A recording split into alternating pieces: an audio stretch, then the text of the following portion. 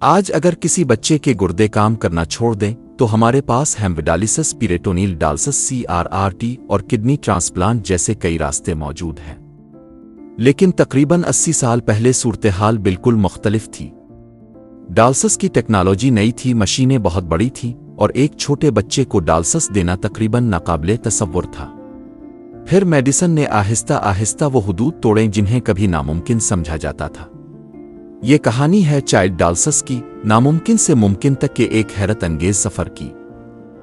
ہماری کہانی 1940 سے شروع ہوتی ہے۔ یہ وہ دور تھا جب ماڈرن ہیموڈائلسس نے شدید کڈنی فیلر میں خون سے ویسٹ پروڈکٹس اور اضافی فلوئڈ نکالنے کا عملی راستہ دکھانا شروع کیا۔ لیکن یہ ٹیکنالوجی بنیادی طور پر ایڈلٹس کے لیے تھی۔ مشینیں بڑی تھیں، ٹیوب نگ اور بلڈ سرکٹس میں نسبتاً زیادہ خون درکار ہوتا تھا، جبکہ بچے کا پورا بلڈ والیوم ہی بہت کم ہوتا ہے۔ یعنی جس ٹیکنالوجی نے بالغ مریض کے لیے امید پیدا کی، وہی ایک چھوٹے بچے کے لیے استعمال کرنا انتہائی مشکل تھا۔ اس وقت سوال یہ نہیں تھا کہ بچے کے لیے بہترین ڈالسس کون سی ہے۔ اصل سوال تھا، کیا اتنے چھوٹے جسم کو ڈالسس دی بھی جا سکتی ہے؟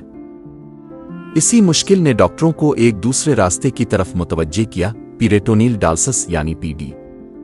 اس طریقے میں خون کو بڑی مشین کے سرکٹ سے گزارنے کے بجائے پیٹ کے اندر موجود قدرتی پیریٹونیل میمبرین کو فلٹر کے طور پر استعمال کیا جاتا ہے۔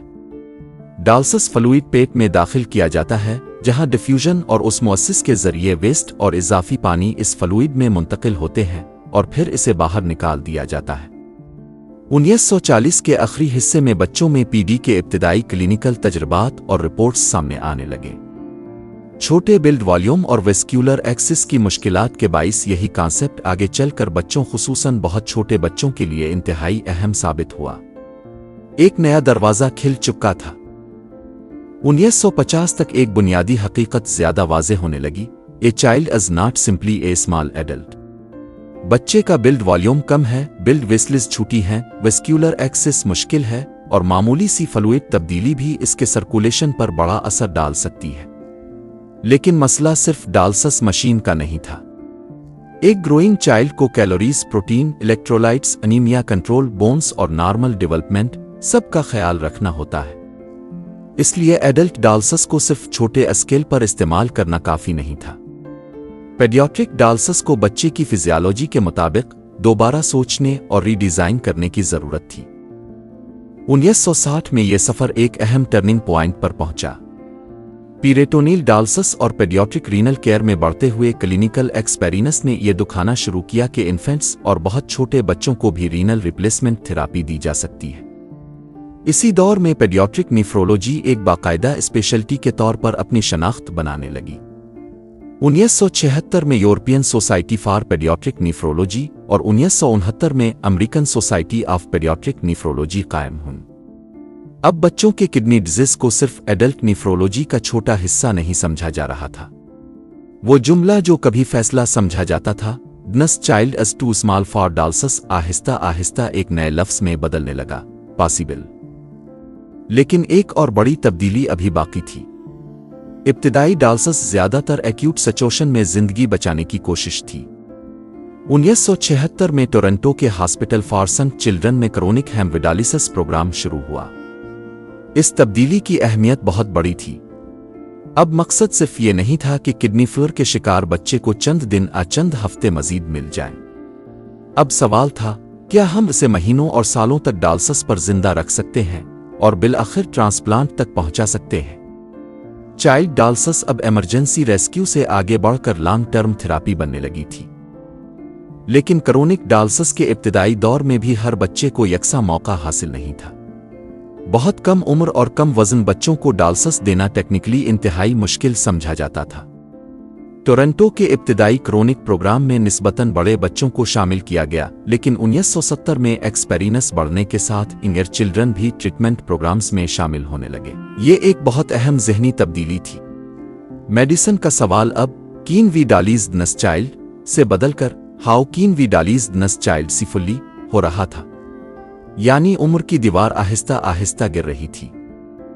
پھر پیڈیاٹرک ڈالسس نے ہاسپٹل کی حدود سے باہر نکلنا شروع کیا۔ लेट 1970 में कंटिन्यूस एम्बिविलिटी पेरिटोनियल डायलिसिस CAPD सामने आई और बाद में ऑटोमेटेड सिस्टम्स ने APD को मजीद अमली बनाया। ये बच्चों और उनके खानदानों के लिए बहुत बड़ी तब्दीली थी। डायलिसिस का मतलब हर बार हॉस्पिटल में मशीन के साथ घंटों गुजारना जरूरी नहीं रहा। मुनासिब पेशेंट सिलेक्शन, ट्रेनिंग और इन्फेक्शन प्रिवेंशन के साथ PD घर में भी मुमकिन होने लगी और APD ने बहुत से पेशेंट्स के लिए रात के वक्त डायलिसिस का रास्ता फराहम किया। इस तब्दीली का मकसद सिर्फ कन्वीनियंस नहीं था, ये बच्चे को फैमिली, स्कूल, प्ले और नॉर्मल चाइल्डहुड के ज्यादा करीब लाने की कोशिश थी। हॉस्पिटल से होम डायलिसिस जिंदगी का हिस्सा बनी, पूरी जिंदगी नहीं। लेकिन क्रिटिकली इल बच्चे एक अलग चैलेंज थे। Saviour acute kidney injury, shock, सिप्सिस, multi argon failure में कन्वेंशनल इंटरमिटेंट डायलिसिस बाज मरीजों के लिए फिजियोलॉजिकली मुश्किल हो सकती है। 1980 और 1990 में continuous renal replacement therapy CRRT ने पेडियाट्रिक इंटेंसिव केयर में एक नया रास्ता खोला। इसमें फ्लूइड और सोलावेट्स को निस्बतन आहिस्ता और मुसलसल रिमूव किया जा सकता है। इस वजह से in stable critically ill patients में ज्यादा कंट्रोल्ड रीनल सपोर्ट मुमकिन हुआ। टेक्नोलॉजी, मॉनिटरिंग और पेडियाट्रिक एक्सपीरियंस बेहतर होने के साथ CRRT पेडियाट्रिक ICU केयर का अहम हिस्सा बनती गई। Gentle, continuous, precise. अब डायलिसिस सिर्फ क्रोनिक किडनी फेलियर की थेरापी नहीं रही, ये इंटेंसिव केयर में भी लाइफ सपोर्ट स्ट्रेटेजी का हिस्सा बन चुकी थी। जैसे जैसे सर्वाइवल बेहतर हुई, मेडिसिन के सामने एक और बड़ा सवाल आया। सिर्फ बच्चे को जिंदा रखना काफी है? ऐसे बढ़ना, सीखना और जिंदगी गुजारना भी है। पेडियाट्रिक किडनी केयर का फोकस सर्वाइवल से आगे बढ़ने लगा। क्या बच्चे की हाइट और वेट मुनासिब बढ़ रहे हैं? क्या न्यूट्रिशन काफी है? अनीमिया और बोन मिनरल प्रॉब्लम्स कंट्रोल में है? क्या वो स्कूल जा सकता है?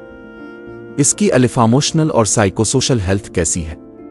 और क्या इसे मुनासिब वक्त पर किडनी ट्रांसप्लांट तक पहुंचाया जा सकता है? यूं ट्रीटमेंट का एंड पॉइंट बदल गया, survival, growth, quality of life. आज पेडियाट्रिक किडनी रिप्लेसमेंट थेरापी एक सिंगल ट्रीटमेंट नहीं, बल्कि मुकम्मल स्पेक्ट्रम ऑफ केयर है। बच्चे की उम्र, वजन, बीमारी, कार्डियोवैस्कुलर स्टेबिलिटी, वेस्कुलर एक्सिस, घर के हालात और ट्रांसप्लांट प्लानिंग के मुताबिक मुख्तलिफ ऑप्शंस इस्तेमाल किए जा सकते हैं। Hemodialysis, peritoneal dialysis, APD, CRRT और किडनी ट्रांसप्लांटेशन। लेकिन मॉडर्न पेडियाट्रिक किडनी केयर सिर्फ मशीन का नाम नहीं।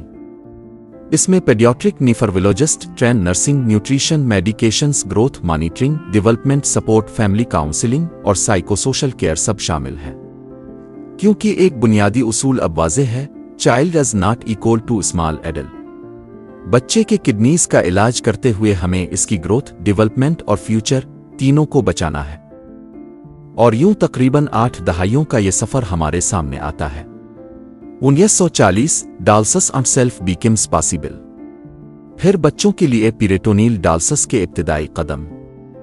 1960 छोटे बच्चों के लिए रीनल रिप्लेसमेंट थेरापी की फीजिबिलिटी बढ़ती गई। 1976 क्रोनिक पेडियाट्रिक डायलिसिस का नया दौर। 1970 कम उम्र बच्चों के लिए बैरियर्स कम होने लगे। लेट 1970 और 1980 PD घर तक पहुंची। 1980 और 1990 CRRT ने पेडियाट्रिक ICU में नए पॉसिबिलिटीज पैदा किए। और आज हम सिर्फ ये नहीं पूछते कि क्या ये बच्चा सरवाइव करेगा, हम पूछते हैं क्या वो ग्रो करेगा, क्या वो स्कूल जाएगा, क्या वो ट्रांसप्लांट तक पहुंचेगा और क्या इसे एक बेहतर फ्यूचर मिलेगा। यही चाइल्ड डायलिसिस के 80 साला सफर का असल मफहूम है। ये सिर्फ मशीनों को छोटा करने की तारीख नहीं, ये एक छोटे बच्चे के लिए जिंदगी का रास्ता बड़ा करने की तारीख है।